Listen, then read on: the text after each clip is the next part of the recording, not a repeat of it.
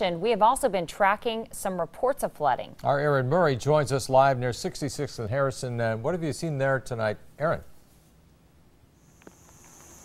Well, when we've been out driving on the roads, we definitely saw some of that minor flooding that Rusty was talking about, mostly because of how fast this rain came down, but nothing too extreme, nothing like what I'm standing in right now. We're out here on Seymour Smith Skate Park, and if you can look over my shoulder here, you can see one of the ramps completely flooded up to the top. I mean, it's like a little man-made lake out here. I walked to the center and it kind of came pretty much all the way up to the top of my boots here. So this is what we're seeing as the most extreme flooding at this point.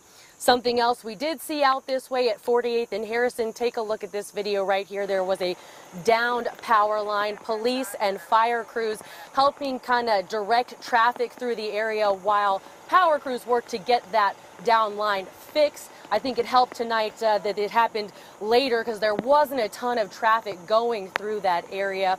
But if you come kind of back out here, we want to touch back on the roads. Again, we're not seeing anything as extreme as, what I'm standing in right here, but it's never a bad idea when you're out driving with rain like this to just, slow it down, please. Definitely helps all of us when we're trying to get through. John, Mallory. All right.